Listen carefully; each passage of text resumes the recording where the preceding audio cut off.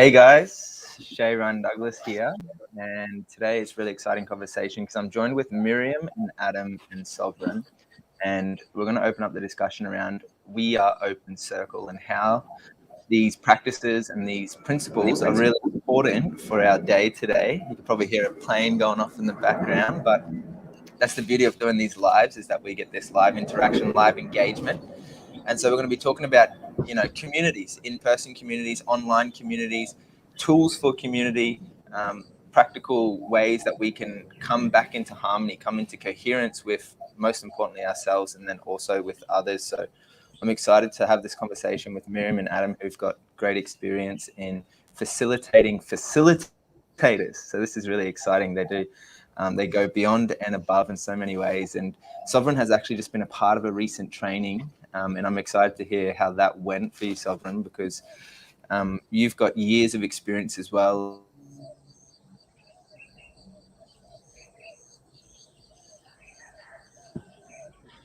I hear crickets. Yeah, my internet just now. had a little glitch. And so, Souvereign, maybe you could give us a little bit of context as to how We Are Open Circles was kind of initiated and what that even means. And then we could really explore like the importance of this in today's world, particularly with everything going on right now. It seems really relevant that we work together in localized community groups, in person as well as online, with these tools to be able to overcome any challenging confrontation or any difficult conversation, so that we can come back into coherence and come back into understanding with one another. And how did this come about? Because the last 12 months we've been doing feeling-based relating a couple of times a week, and the Brave New Life community has been growing exponentially. And then this seems like we hit the kind of ceiling, and then We Are Open Circle just kind of exploded the ceiling off the house. That is a very beautiful way to put it, and it was very timely.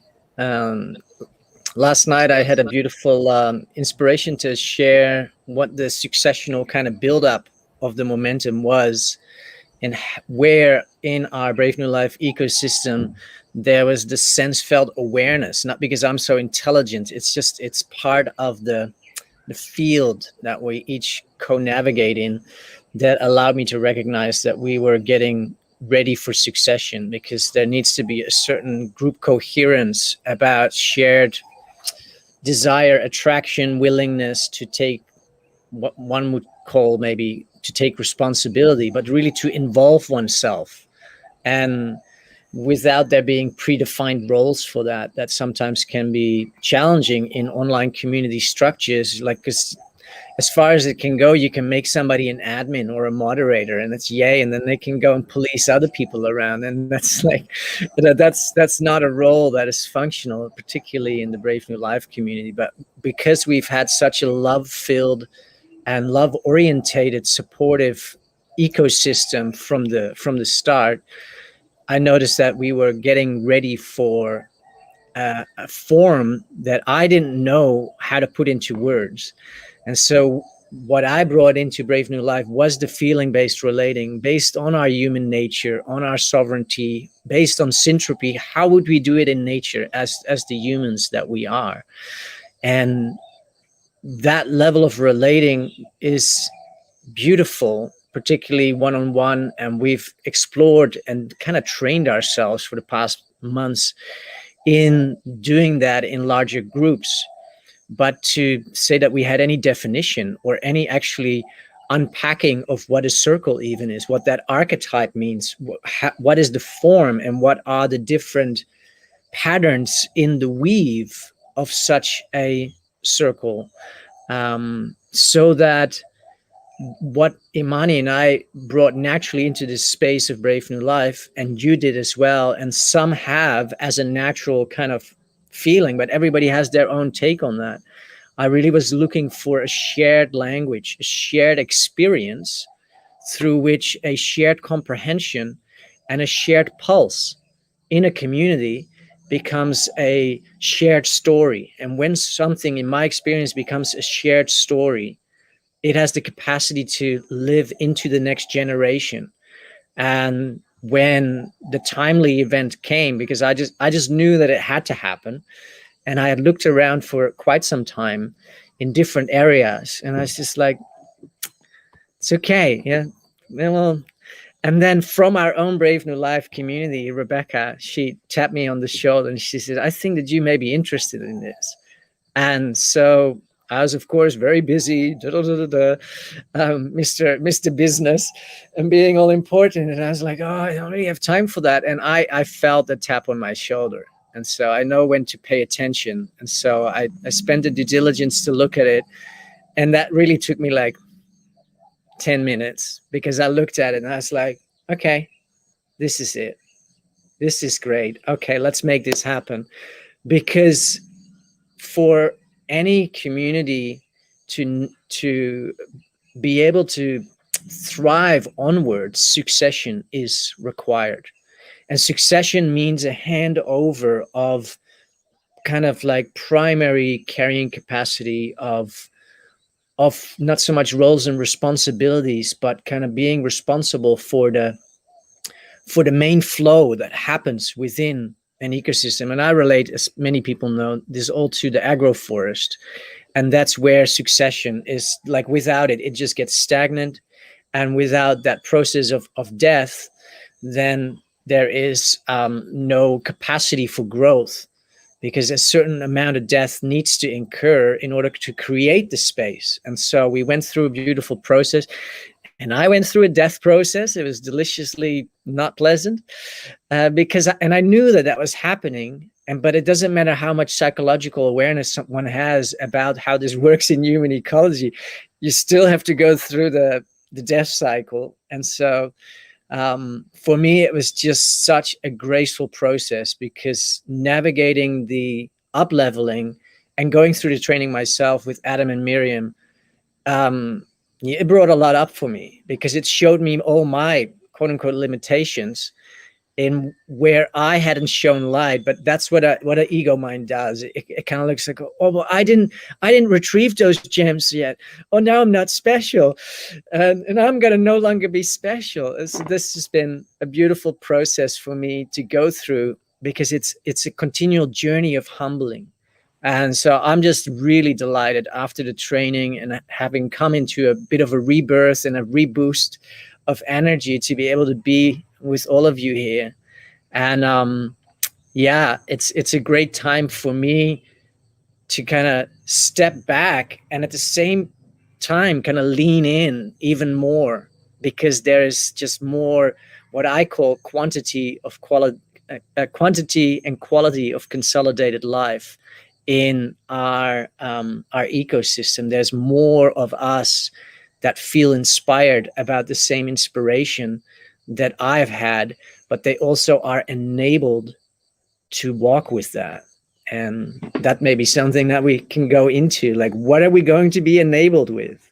We got one more training coming up. That's awesome, Sovereign. I love your way in articulating it. And I'm curious to hear from you, Miriam, facilitating the training. How did you get into this, and why did you think this was relevant? Or kind of what's your background story of like what led you to this point in time to be, sharing these opportunities with people? Thank you so much for that invitation, Shay. Can I disrupt it? The invitation, I mean. Because I'm kind of stuck on something that Shay said. That Sovereign said. Someone was like, well, so what does this enable? And I thought, wow, it'd be so cool. I will tell my story. I'm not avoiding that. But it'd be so cool just to take a moment now to actually sense and feel that enabling. Part of what we do is just in this moment, just to take a moment, wherever you are listening, just to look around you. What time of day it is, your feet on the ground, or just the room or the land around you, just taking a moment to take it in and inviting it in. And taking a moment also to check in with yourself. How are you in this moment? What are you bringing with you to this conversation?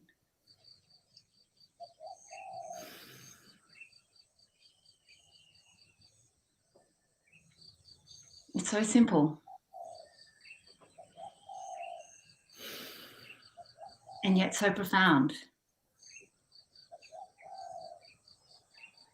That invitation just to invite more into this present moment of where we are.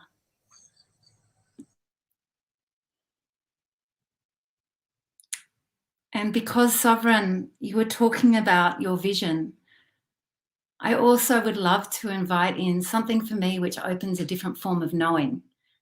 And so I wanted, before I will get to my story, Shay, but before that, I wanted to read this poem, which was coming to me as you were talking. It's called A Vision, and it's a poem by Wendell Berry. And I'd like to invite everyone who's listening to this to take a moment to allow yourself to be in your space as you listen to this, to let these words filter in any way that you would like in this moment. A Vision by Wendell Berry. If we will have the wisdom to survive, to stand like slow-growing trees on a ruined place, renewing, enriching it, then a long time after we are dead, the lives our lives prepare will live here, their houses strongly placed upon the valley sides, fields and gardens rich in the windows. The river will run clear, as we will never know it, and over it, bird song like a canopy. On the steeps where greed and ignorance cut down the old forest, an old forest will stand, its rich leaf fall drifting on its roots. The veins of forgotten springs will have opened. Families will be singing in the fields. In their voices, they will hear a music risen out of the ground. Memory, native to this valley, will spread over it like a grove. And memory will grow into legend, legend into song, song into sacrament. The abundance of this place, the songs of its people and its birds will be health and wisdom and indwelling light. This is no paradisal dream. Its hardship is its possibility. This is no paradisal dream. Its hardship is its possibility. I couldn't resist reading that because, Souvereign, everything that you said was that last line. And I just want to acknowledge your bravery and your courage as a leader of this community, to have said what you said, and also to be willing to go through a death so that new life can continue to come back again and again. So thank you for doing that. Just wanted to recognize you in this moment. That's not my story, but that's the story of this work.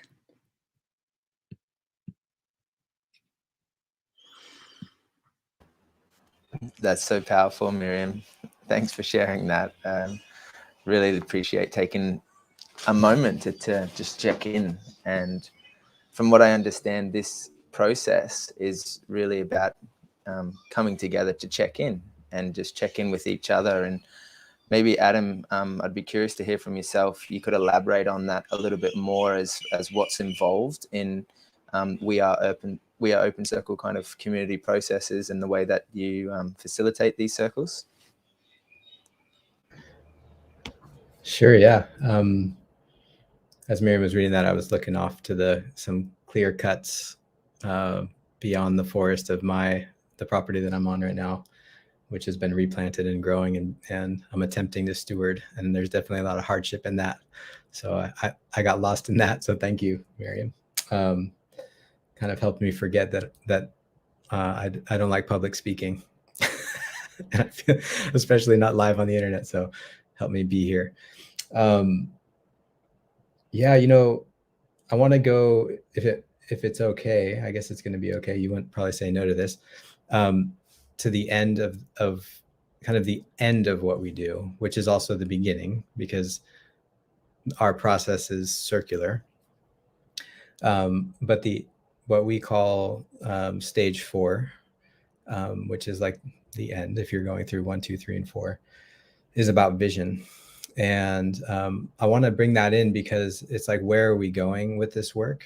And it's so related to what Souvereign was talking about in the poem that Miriam brought in. The way that we think about, have learned about, and feel about vision is that we don't own it. You know, we have so many famous leaders out there, or visionaries, and it starts to seem to human beings, I think, or definitely to me, that some people are visionaries and the rest of us kind of live our lives, at half speed or something, or we're followers, or we participate as cogs in somebody else's machine. But the way that we and I have thought about vision is that it comes from somewhere else. And because we have an identity, like I'm Adam sitting here, I'm the co-founder of We Are Open Circle, I'm a facilitator, I'm a trainer, I'm all these things, that I have a vision. I had a vision, or Miriam had a vision. But at the end of the day, I can't tell you where that vision came from. I can sort of name all the circumstances going back that might have brought us to create this organization.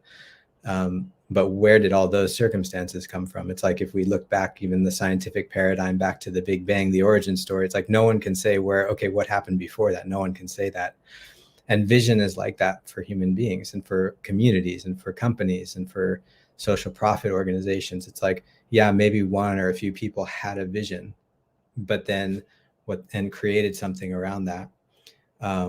But it's that ownership problem that's also part of the solution. And that solution is what Souvereign was talking about. Like, we're stewarding a vision.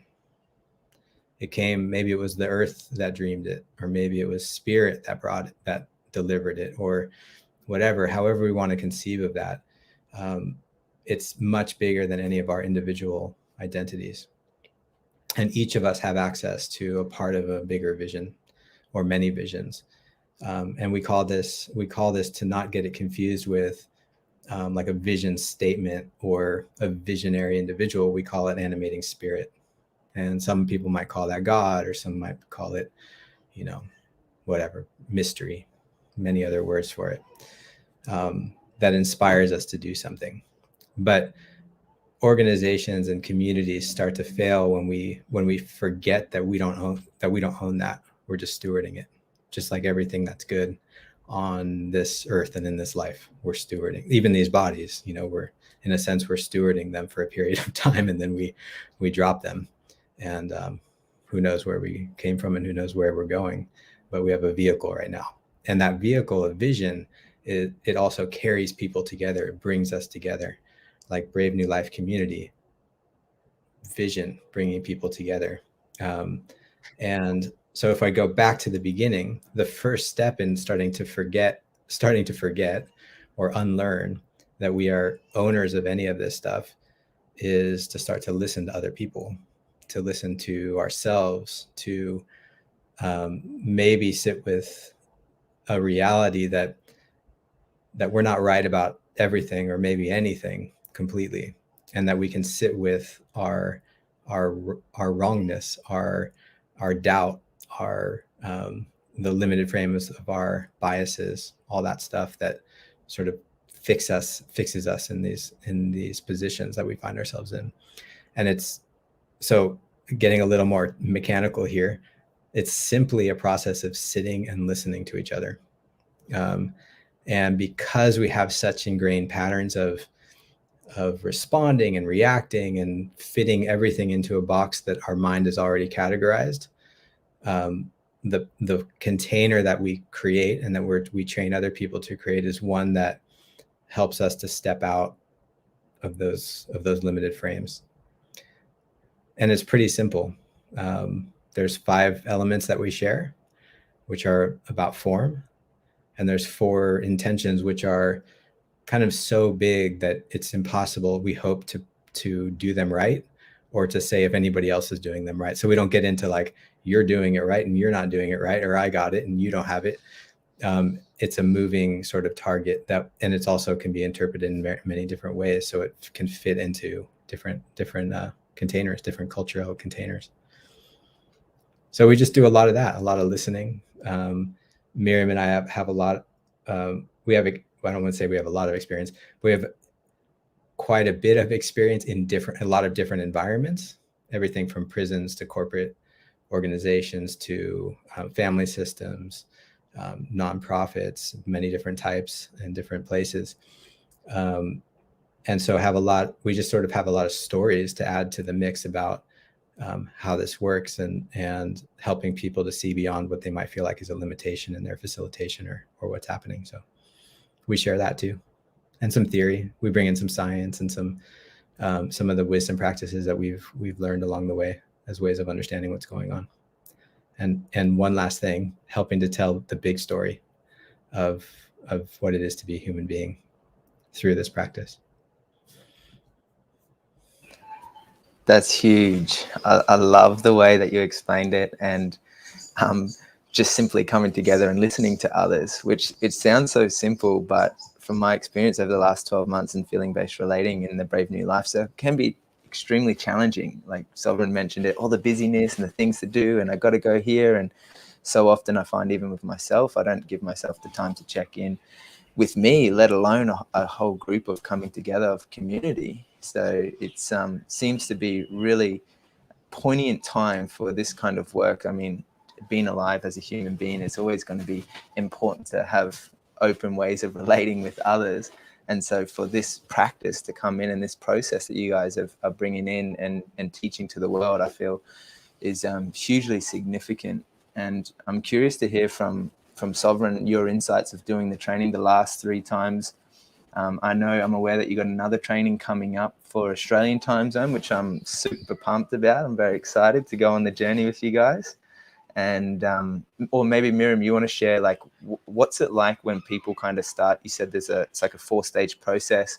They're going through stage 1 and maybe you're seeing these light bulbs go off and they're getting these huge insights and you can see people really starting to catch on to it. Or is it kind of like that poem where you got to go down into the pit, you got to experience the hardship and then you kind of come out the other end and blossom out like a flower? What's it like from your experience? I hate this answer when other people give it to me, but it depends. It depends. And, one of the things is that as we, or I can say, as I opened up to my listening, and I can maybe feed some of my story in here, I kind of was someone who noticed that however hard I tried to make change in my life or in the world, it seemed to go around in circles. And that was kind of infuriating and depressing. And so I decided that I was actually going to try and do something about it. And I hear this story a lot. What it did was, when I became very committed to that, is that in order for me to listen to that, to really listen, it brought me to my knees. I needed to surrender the things that I held most precious. And I have tears in my eyes as I say this, because that's not easy. That's really tough to actually like give up things that I wanted or thought I wanted, or that I didn't know I wanted and pretended I didn't, but I really did. And to really just give them up so that I could listen in a different way. And I think that's why the answer is it really does depend. And it's kind of like, it's this sort of the aha moments are for me, the realization of what I'm hanging on to, or seeing other people go, oh, I didn't even realize that I was seeing that was actually a shutter. It's something that I was not seeing. And suddenly the aha moments is like, oh my gosh, I didn't even realize I was shutting that out. And then the process for me was then looking at then what that brought up in my life and in my community. And it brought up tension. And then I had to learn about my relationship with tension and, understand that, tension is creative tension of transformation. And tension, you know, what enables me to ride that tension towards change. You know, I was really, really confused today. I've been confused all day. And in the past, when I was confused, I would have gone, that's wrong. I shouldn't be confused. I should be clear. In fact, I still did that. I admit it. I'm like, why? I shouldn't be confused. I should know what I'm doing. But I've been taught through the work that we've done is that when I feel that confusion, when I'm in that space of like surrender, that is actually the place of transformation. That is actually the place, a birthing place of something new. And then, you know, and then the work typically, particularly in community, looks at like, okay, now we've got that experience. What does it look like to make decisions? What decisions are we making consciously and unconsciously all the time? And how do we make decisions in the communities that we're a part of? And how do we be aware of the impact of our power on others and others' power on us? And then finally, as Adam said, we go into this area of what does it mean to travel through rites of passage together in a community? What does it mean to transform and change together? And this is like such a huge question for us now as a society and culture. It's no one is instigating this change and this transformation. It's happening on all levels, all around us. So what is it to ride this change together and remain cohesive, to actually support each other in it, beyond the words of support, beyond the ideals of support, in our day-to-day, how we relate to each other as we make decisions and filter through information. So that's the journey. And from a personal point of view, the work is alive as a facilitator for me because it is always alive. Adam and I go into any group, and there were a couple of people who attended both the trainings. While the form is simple, as Adam said, and the elements are very, very simple, what happens in a group is alive and changes. And so, you know, that is where the excitement and the aliveness comes from. What is it to be in and to navigate that aliveness in that moment? So every single training, we have people come back to our trainings like, you know, 5 or 6 times because they're like, whoa, what's going to happen this time? So yeah, it's alive. And there is a process, but it is always alive. That's amazing. And those are big questions around transformation, changing, you know, larger systems by starting with what we've got right in front of us, the aliveness of our relationships, the people that, you know, we're surrounded with, and having these tools seem to be, as you've expressed, very, very important. And Souvereign, I'd be open to hearing your perspective on maybe answering some of these amazing, brilliant questions that Miriam has brought up, or if you want to share a little bit on your experience after doing the course as well, I'd be just love to hear from you, man. Yeah, great. So beautiful. Loving everything that is surprisingly disruptive in my little world of experience. It's just so nice to have that fresh and authentic, different, just, it's like, oh yay, oh, this feels good. I get to actually ground myself and center myself, and then I get to feel where I was before I came into the moment of actually looking into my environment. And it's a beautiful reminder, because it's one of the takeaways that I got for myself out of the training, to be more present. But then it becomes a journey of obviously integrating that through practice. And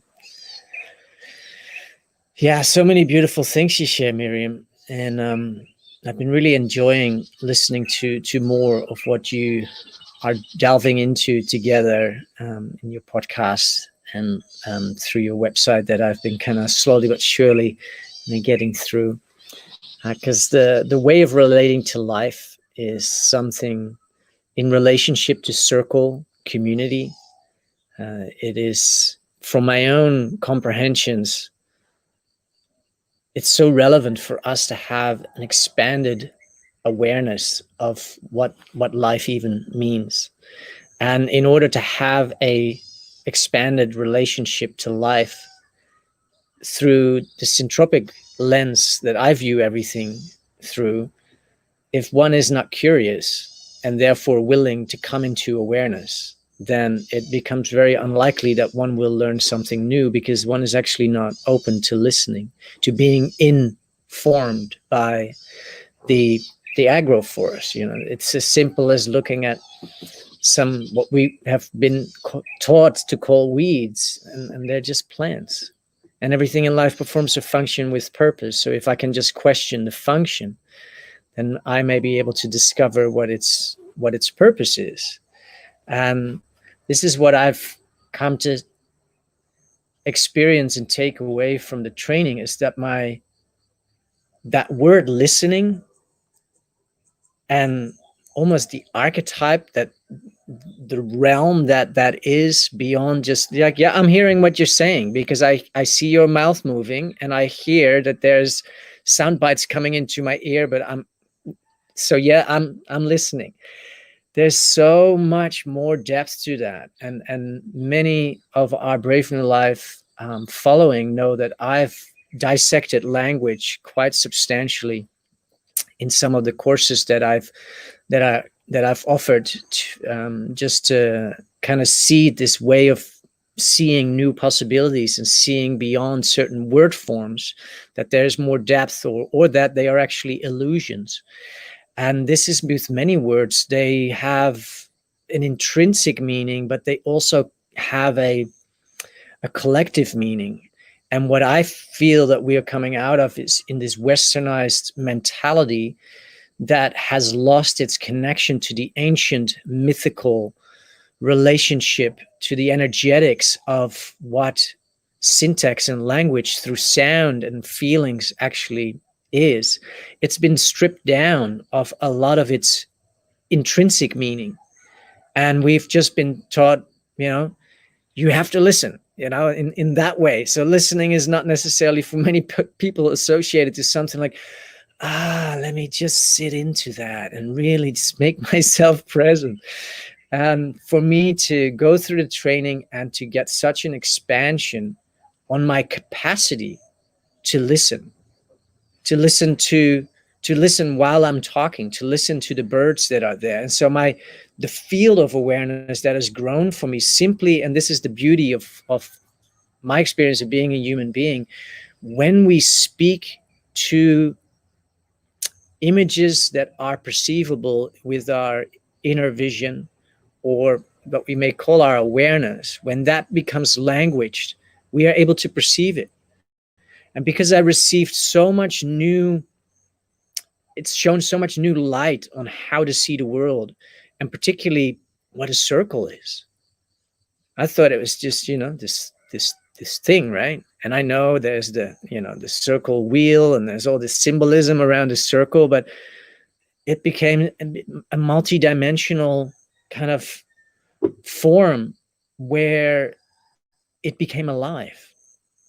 And that is something that I haven't really experienced before, other than, listening sometimes to what I've been channeling in the past. And I'm like, wow, that's almost coming alive for me. But that's just me having my own experience, because I'm receiving stuff and then I'm getting all excited that came through.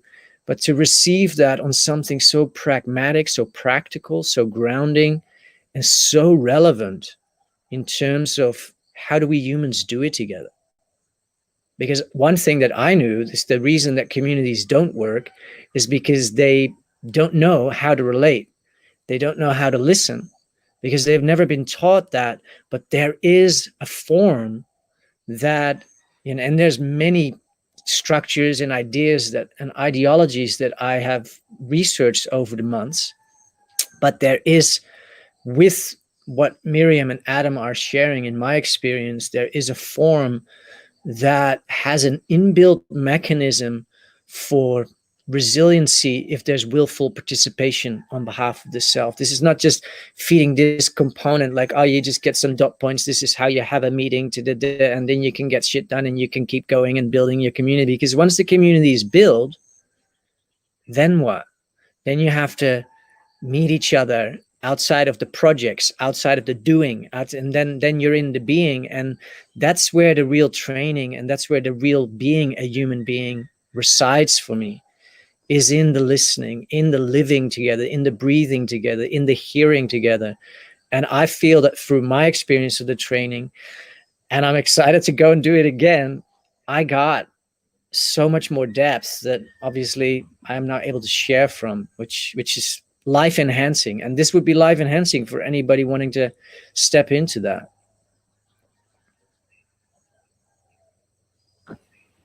That's great, Souvereign. Thanks for sharing, man. I love your perspective on life, and I've learned so much in just relating with you on a being and doing level, so much about language as well. And I'm excited to open that can even further with Miriam and Adam. Maybe one of you would like to share kind of the opportunity and the invitation for others to join on the training, which is coming up, which is for Australian time zone. I'm so excited. Yes. It's like, we're getting up in the middle of the night to do an online Zoom is not fun. So I'm super pumped by the what you've presented and what you're offering. Maybe you could elaborate on that for us, Adam or Miriam. Sure. Yeah. So we're offering this.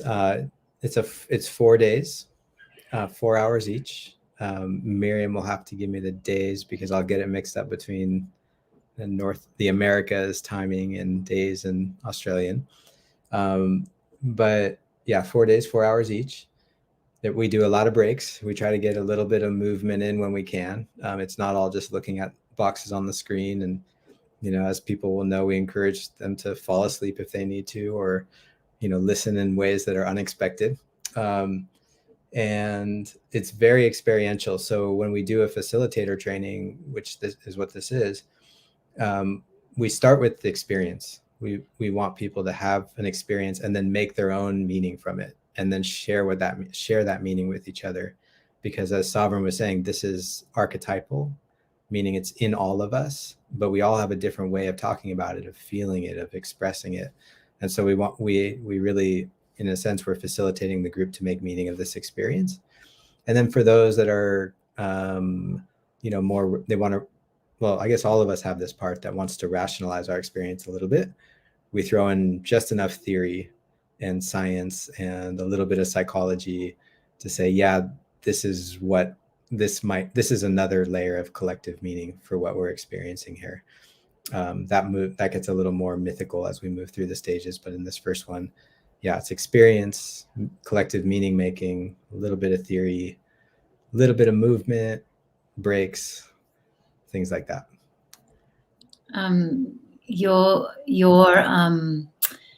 For Australia, it's going to be 8. If you're on the east coast of Australia, it's 8 to 12 in the morning, Saturday till Tuesday. And I just want to say, people come out of this first stage of training, I think one of the big things they walk away with, yes, as a facilitator, skills, but really a expanded sense of self-awareness of what the listening is opening up. And that's where the aha comes in. That's really powerful. And then we're offering, after the stage 1 finishes, we're offering for the community a 9-month kind of steady rhythm. Because really, as we've talked about, like, I'd like to say that self-awareness then is like, oh, great, my life is transformed. Actually, sorry, the hard work then begins. What then happens when I relate to my mother, my father, my children, my work, my community? What happens when I have a new idea? And really, it does take, it's that steady rhythm as you come into life and apply it. Start to make decisions and things start to transform and change, is that the other skills come in time. So we really find that that's the best way to do it, incrementally. And it's kind of amazing because this is something that we both learnt offline, but we really have found that in the online community, that there is an amazing sense of people doing this all around the world, which is quite powerful. So yes, we do lose things from being online, but we also gain things. And we just talk a little bit about that as well, of those two modalities. I can't wait for Australians to come and join us. Come on. I am also sick of getting up in the middle of the night, so more Australians in this journey, the better. That's awesome. Yeah, I'm really excited by it. And that was kind of the last two questions that I had, which you answered, Miriam, around like sounds like a great immersion of 4 days into learning the circle process. But then what happens after? And you kind of answered that with the 9-month follow-up, the practice and the consistency of relating with others. And so the last question I had was, would you suggest that this would be amazing for people to do with their family or with their loved ones, with their partners, or invite their community members along? Or is this a soul mission individual journey? It's so useful to have community members along. It really is. Because one of the primary things, and this is what we talked about, Souvereign and Amani about, was one of the great things this gives you is really simply a shared language and a shared form to explore and learn with and through. So to come with community members, with family members, with the people that you want to practice this with loved ones. Sometimes loved ones are the hardest, sorry. But it is useful because then you can start applying it with that shared language. That's amazing. Yeah, I assume that would have been the case where you can grow more together with those that you love most. Souvereign, I'd love to hear from you again if there's anything that you feel is relevant to share, or what your biggest takeaway was after doing the 4 days. And it seems like you're loving it because you want to do it again. But anything else that you feel is relevant to share? Yeah, well, as many may know, I have myself lived in the territory of Far North Queensland, Australia for a decade, and there I explored and navigated in so many different ways the word community in so many stratas and forms. And it's where I have the most experience around how far removed community actually is from being community, because it's such a almost arbitrary word in some spheres. And yeah, I just really like to encourage anybody in my own demographic where I used to live to really consider this, because thus far, life has been great. Life's been yum, and community has been forming. But from my own comprehension, that deeper sense of community and that deeper sense of coherence and connectivity that goes beyond singular facilitation of a person that went to go and did a specific modality of a specific form that now has become a specific facilitator of that. And I'm not saying, not diminishing that, but there is great value in something that is much more alive and doesn't create discursive identity. Like, we call this a facilitator training because you're learning how to facilitate, but it's not to give you a badge of honor that now you are this new identity of yourself. If you want to, walk around with that of course is beautiful as well. But this is really about the structural and integral relationship building tools that I have as a takeaway that really benefit being received in a community that I know very well. And so that's where I'm going to push this onto the Far North Queensland Sustainability Alliance and groups and circles along those tracks, so that some of the people of the F&Q Rising Collective may actually sense like, hey, there's an opportunity here. Because my question is not to create a problem story, but how good has it really been working with all the amazing fantasies that have been had for the New Earth sanctuaries and these beautiful communities to come together and function. I know some of the intricacies of the communities that have tried to get themselves off the ground. And I know from my own experience why communities fail in so many different ways. And that is why I am so pleased to have a conversation here, because there are answers that are not, they are both tomorrow's answers, but they come from far back and very far back in our so-called yesterdays. And to bring those worlds together in a format where, as Adam said, there is no ownership, because this was with our forefathers for many, many, many generations. This was a simple way of how I know it from my training from my grandmothers. These are just life ways. And until they become life ways, they are limited in their capacity to bring about what their inherent capacity really is. And that's something that I see that we need more of in this world that is in transition, that is both in lockdown and mayhem and all these things. We really benefit expanding our capacity within even friendship and even partnerships to better our comprehension of who are we as humans, because fundamentally that is what we get to look at as well. It's like, who am I? How do I listen? How do I show up? How present am I? And because it shines light on unexamined assumptions or unexplored territory, because nobody put language to it, all of a sudden there's things that are being seen, and a vision space opens up. And that to me is an expansion of awareness, which particularly through my personal experience, it just allowed more grace to come into my experience. And that is, grace only comes about through surrender. Grace doesn't come because you declare it. I want some grace now. The grace comes because I make myself available for more spaciousness. The spaciousness is there. And so I like to invite anybody to step into more spaciousness within community, within listening, within relating. And this is a beautiful way to step into that. So yeah, like to hear a bit from Adam in some closing remarks. If you have some more questions, Shay, but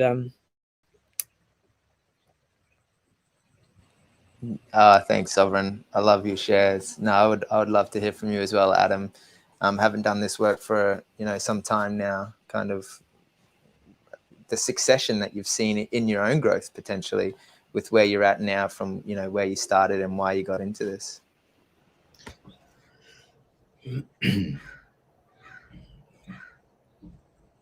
How much time do you have? Just kidding. That was a joke. I want to pick up on something that Souvereign said, which was about like facilitation models and adding another badge of honor to, or badge of honor to our, or another thing on our resume. People can do that. They can come to our training and get a certification, and that can be important, and we don't dismiss that. But one of the things that I think is a bad habit of communities and of leaders or people trying to make change is that we think that something, if we identify with something new and kind of continue to just add to our toolbox, that it will fix the problem. When the toolbox is the problem, the badges of honor are the problem if we are identified with them, and the spirit of the name Open Circle is that there is no defined system, right? It's like there's all of these kind of archetypal forms and patterns, and they get renewed in different times. They get renewed in different environments. They grow differently in different places, and the spirit that we're trying to, pass on is just openness and flexibility and the ability to be really nimble in how we're moving together, whether we're facilitating something that we're a part of or moving through community as a participant in communion with everything that's happening, to pick up those identities as they're useful, but also be willing to just drop them, pick up the tool when it's useful and also drop it when it's more useful to do that. And yeah, I think that, gosh, my own experiences of that, and I've been doing circle stuff since I was like 13 years old, and in and out of it for a period. But the things that I've learned from listening to, I remember listening to in a circle when I was like 13 or 14, a recovering heroin addict. And, you know, this was someone who, like, in my mind was very other, you know. I was like 14 years old, and, you know, there was things going on in my high school with my high school peers, but here was a guy who'd been in and out of prison, and he was in a circle with a bunch of kids and telling his story, not as like, I'm informing you so you stay away from drugs, but just as I'm another human being here. And my experience, which I often share about because it was so profound to me, of going into prisons and training incarcerated folks to facilitate, just continually shattered it shattered to the point that it started to scare me, even my sense of like, I'm not them. Is Shay gone? Yeah. Yes, it looks like Shay is. Oh, he's coming back in. Okay. Yeah. All right. Yeah. Just, I was saying it continually shattered my sense of like, my protective sense of like, I'm not them.